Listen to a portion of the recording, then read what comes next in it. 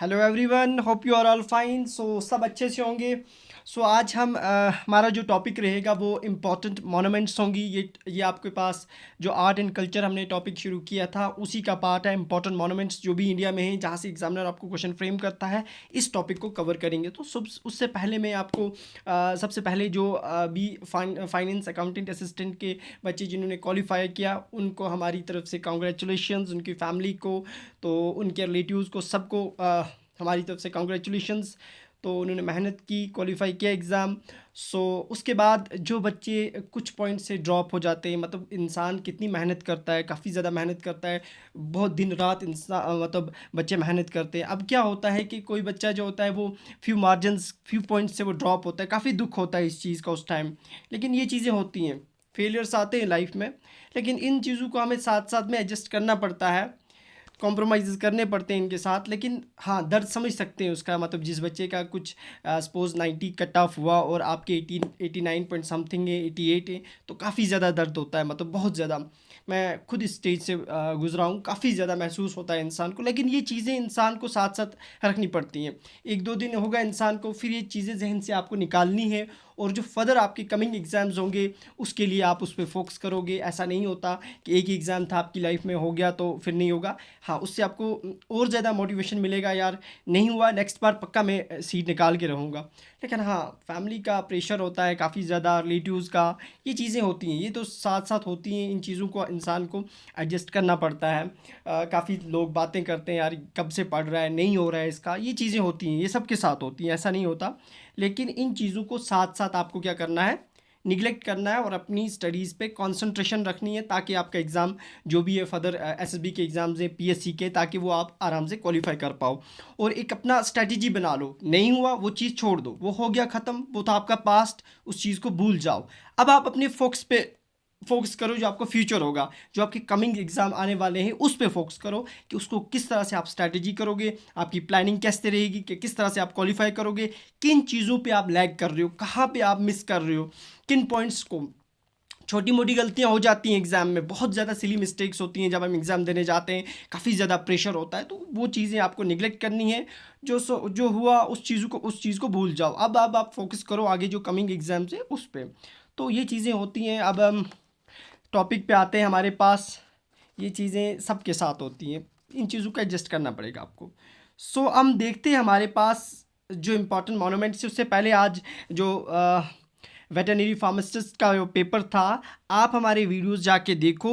100% जो भी जीके मैंने कवर की है, 100% वहाँ से आपको क्वेश्चंस मिलेंगे। आज हम आर्ट एंड कल्चर पढ़ रहे हैं ना, तो आर्ट एंड कल्चर में से आज डायरेक्ट हमारे नोट्स में से 2 क्वेश्चंस वहाँ पे इस टॉपिक्स में से डायरेक्ट पूछे हुए थे। मैं आपको बोलता भी हूँ कौन से थे। जैसे इन्होंने पूछा था म्यूजिकल इंस्ट्रूमेंट फ्लूट है, तो उससे कौन सा पर्सनैलिटी जो है, वो कौन सा प्लेयर उसका इंपॉर्टेंट था, तो भीम सिंह जोशी था। मैंने आपको कवर किया हुआ है, मेरे नोट्स जाके देखो, मेरे लेक्चर्स देखो, जो मैंने आज भी कर रहा हूँ कंप्लीट इसको, आर्ट एंड कल्चर को। एक और क्वेश्चन यहाँ से पूछा था, भजन सोपरी जो है वो किस इंस्ट्रूमेंट से रिलेट करते थे, तो वो थे संतूर से। ये भी आपको डायरेक्ट मिलेगा क्वेश्चन वहाँ पे। इसी तरह से मैंने बाकी जो क्वेश्चंस कवर किए हैं, जैसे राय तरंगनी पे क्वेश्चन आया था, मीनिंग क्या है इसका। इसी तरह से हरि सिंह के रिलेटेड क्वेश्चन था, इंस्ट्रूमेंट ऑफ एसेशन कब हुआ, डायरेक्ट क्वेश्चन था। नाइट गेल ऑफ कश्मीर किसे कहा जाता है, ये डायरेक्ट क्वेश्चन था आपको वहाँ पे। इसी तरह से एक क्वेश्चन था वहाँ पे, फादर ऑफ डोगरी कौन है। मैंने डायरेक्ट के क्वेश्चंस वहाँ पे कवर किए, फादर ऑफ डोगरी। आप देख सकते हो जाके मेरे नोट्स पे, मेरे वीडियोस पे। ऐसा कुछ नहीं है, मैं झूठ नहीं बोल रहा। आप देखो, आप खुद एनालिसिस करो कि सर कितने पॉइंट्स आपके, किस तरह से आपके नोट्स फ्रेम किए जाते हैं। आप देखो खुद जाके, फिर आप वीडियो पे कमेंट करना जाके कि सर आपके पढ़ाया हुआ हमें आ रहा है या नहीं आ रहा है। जो इस चैनल को फर्स्ट टाइम देख रहे होंगे उनके लिए भी है, पहले आप चैनल पर जाओ, प्ले देखो, चेक करो मटीरियल को, फिर मुझे इस पर बोलना आप। इसी तरह से आप देखो, वहाँ पर पूछा था इन्होंने, हेडिस्पस किस रिवर को कहा जाता है, largest fresh water lake of J&K, वो पूछी थी। इसी तरह से मट्टान सन टेम्पल पे 2 क्वेश्चन थे। एक था इसको बिल्ड किसने किया, किस गॉड से ये रिलेटेड है, ये चीज़ पूछी गई थी। इस तरह से गुलमर्ग का पहले नाम गोरीमर्ग था, बाद में इसको गुलमर्ग नाम दिया गया, ये किसने दिया, चक डायनेस्टी से बिलोंग करते थे वो। ये डायरेक्ट क्वेश्चंस पूछे हुए हैं। ब्रैक, मैंने लेक्स कवर की इंडिया में, उनमें भी आपको पूछा था क्वेश्चन उसने, लार्जेस्ट लेक कौन सी है, ब्रैकिश वाटर लेक, मैंने वो कवर की हुई है, उड़ीसा में है। आपको वो भी आप देख लो जाके उन वीडियोस को। इसी तरह से मैंने साइंस के विटामिन्स कवर किए हुए हैं, उसमें आप देखो विटामिन डी पे क्वेश्चन पूछा गया था, इससे कौन सी डिजीज़ होती है। इसी तरह से विटामिन सी पे पूछा था कि सी सबसे ज़्यादा किन फ्रूट्स में होता है, वो सिट्रस फ्रूट्स में होता है। इसी तरह से आपको एक पॉट्स, जो मैंने ट्रांसपोर्ट एंड कम्युनिकेशन इंडिया का कवर किया था, उसमें आपके पास पॉट्स पे एक क्वेश्चन आया था कि लार्जेस्ट कंटेनर पॉट इंडिया का कौन सा है, ये भी मैंने वहाँ पे आपको कवर किया है। वैक्सीन को किसने इन्वेंट किया, मैंने साइंस फैक्ट्स जो थे उसमें ये चीज़ें डिस्कस की हुई हैं। आप जाओ उस वीडियो को देखो, जो फैक्ट्स हैं about human body and other facts about science, उसमें वो चीज़ें कवर हैं। डिफरेंट क्वेश्चंस, बहुत सारे क्वेश्चंस आए थे यहाँ से जो मैंने डायरेक्ट आपको कवर किए हुए हैं। आप देख सकते हो जहाँ के, जैसे आपको श्याम प्रसाद मुखर्जी टनल पे क्वेश्चन आया था, तो वो किस टनल को बोलते हैं। इसी तरह से आपको अंडमान निकोबार को कौन सी चैनल कनेक्ट करती है, मैंने जब चीज़ें कवर की हुई हैं, आप देख सकते हो जाके। सो आज हम अपने टॉपिक पे वापस आते हैं जो हमारा आर्ट एंड कल्चर का है, इंपॉर्टेंट मोनूमेंट्स को डिस्कस करेंगे। सो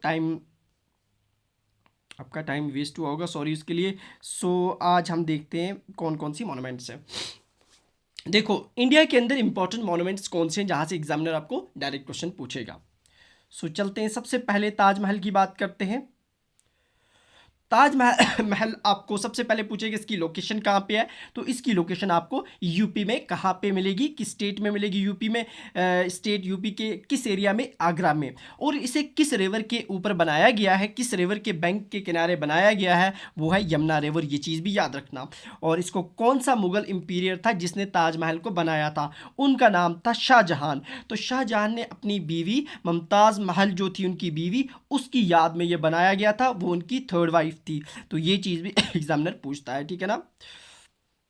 अब देखो इसको उन्होंने कब बनाया था, इसको उन्होंने इसकी कंस्ट्रक्शन को स्टार्ट किया 1632 एडी में और बाद में कंप्लीट हुई 1653 में। यानी इसको 20 साल 22 ईयर्स इसको लग गए, यानी 22 साल कंप्लीट होने में ताजमहल को लगे इसकी कंप्लीशन में। इसे वर्ल्ड के 7 वंडर्स ऑफ द वर्ल्ड में इसे इंक्लूड किया जाता है, ये भी याद रखना बहुत इंपॉर्टेंट है। और इसमें कौन सा स्टोन यूज्ड किया गया है, इसमें मार्बल का इस्तेमाल किया गया, वाइट मार्बल। तो ये चीज़ याद रखना। इस तरह से इन पॉइंट्स पे यहाँ से क्वेश्चन एग्जामिनर पूछता है आपको कभी मोनूमेंट्स में से, ये आपके आर्ट एंड कल्चर में ये एक टॉपिक है। सो उसके बाद हम रेड फोर्ट की बात करें। रेड फोर्ट जिसे लाल किले के नाम से जाना जाता है, दिल्ली के अंदर आपको मिलेगा। दिल्ली जो यूनियन टेरिटरी ऑफ इंडिया है, तो वहाँ पे आपको मिलेगा। इसे लाल किला कहते हैं।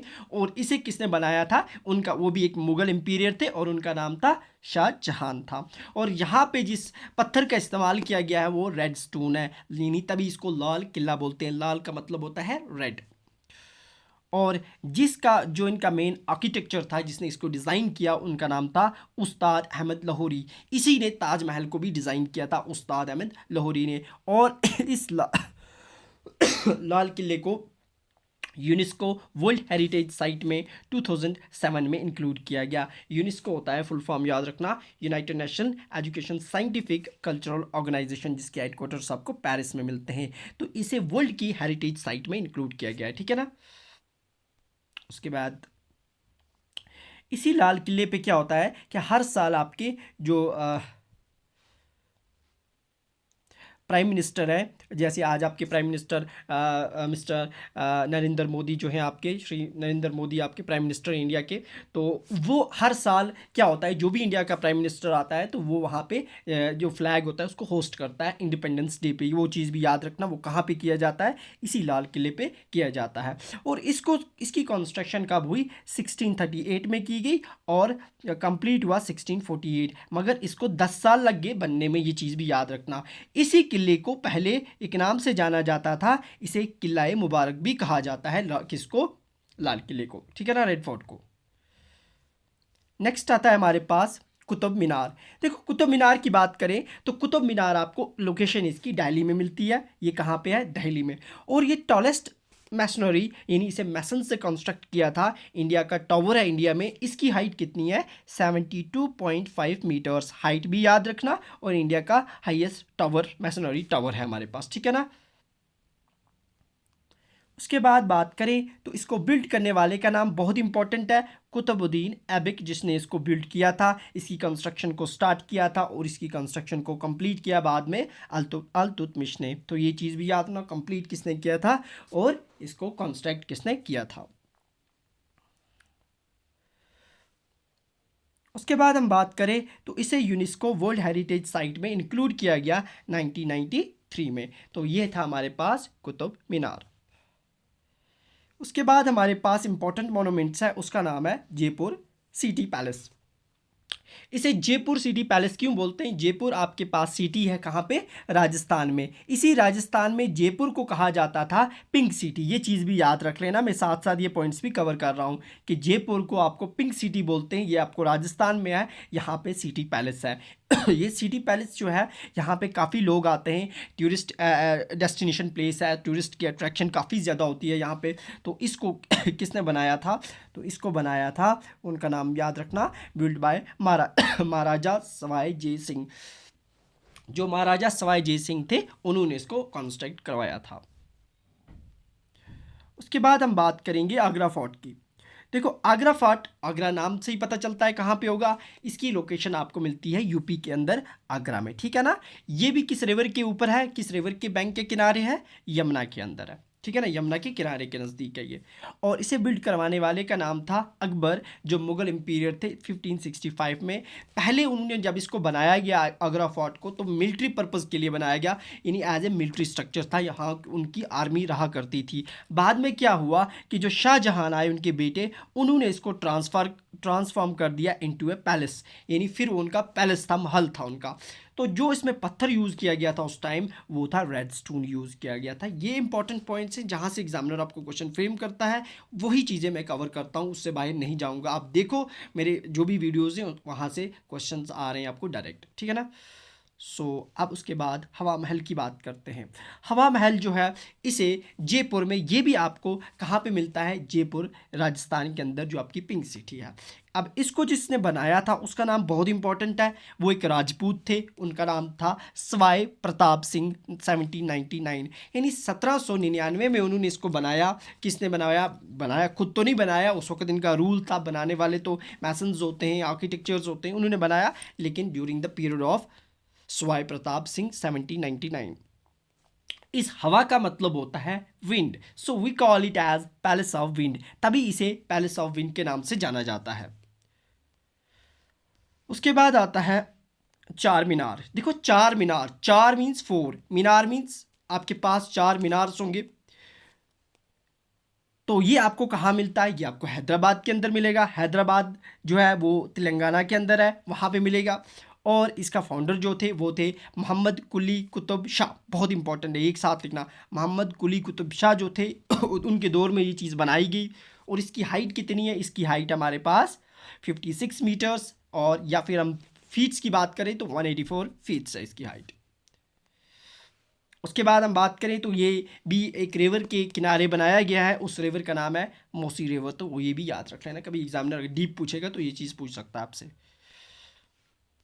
उसके बाद हम बात करेंगे गेटवे ऑफ इंडिया। देखो गेटवे ऑफ इंडिया की बात करें, गेटवे ऑफ इंडिया बहुत इंपॉर्टेंट है, यहाँ से क्वेश्चंस पूछे गए हैं।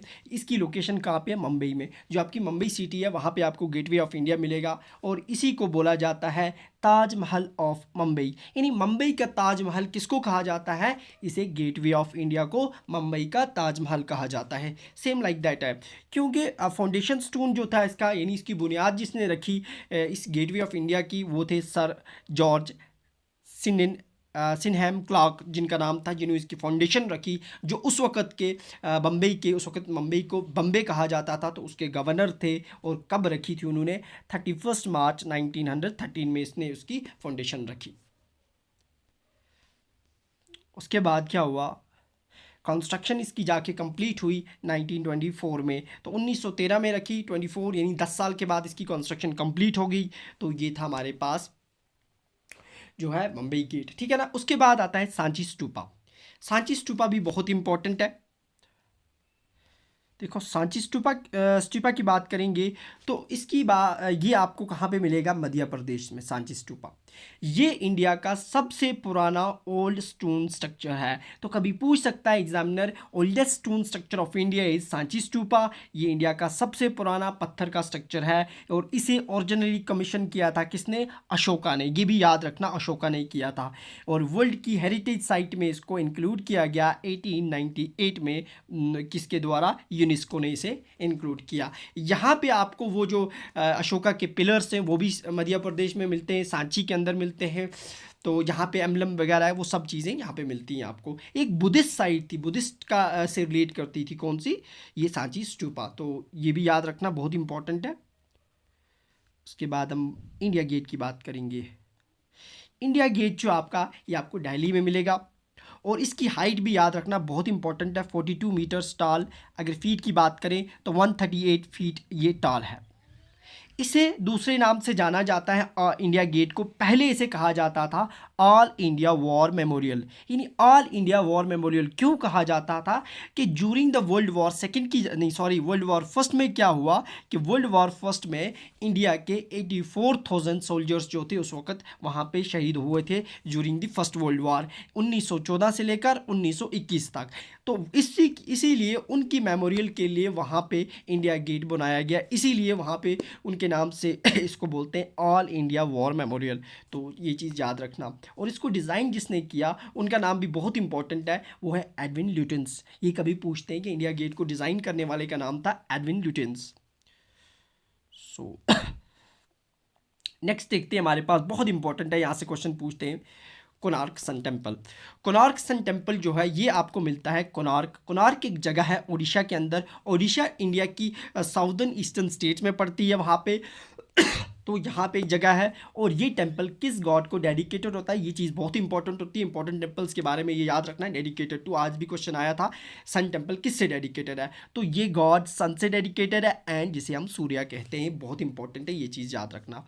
और इसको जब बनाया गया तो सन टेम्पल को बनाया गया था built during the rule of king Narasimha देवा फर्स्ट के टाइम इस चीज़ को बनाया गया और इसे वर्ल्ड हेरिटेज साइट 1984 में डिक्लेयर किया यूनेस्को ने। तो ये चीज़ें बहुत इंपॉर्टेंट होती हैं, ये चीज़ें याद रखना कि कैसे एग्जामिनर यहाँ से क्वेश्चंस पूछता है। उसके बाद हम बात करेंगे महाबलीपुरम टेम्पल की। बहुत इंपॉर्टेंट टेम्पल है इंडिया का।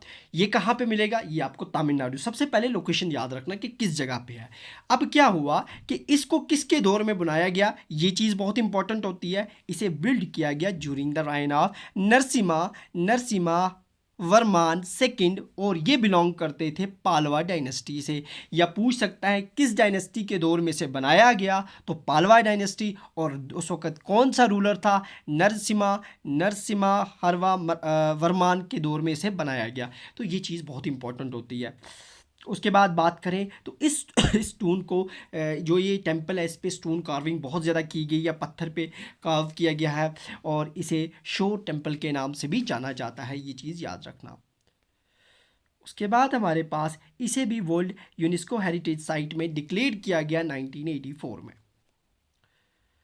उसके बाद हमारे पास आता है खजुराहो ग्रुप ऑफ मोनूमेंट्स।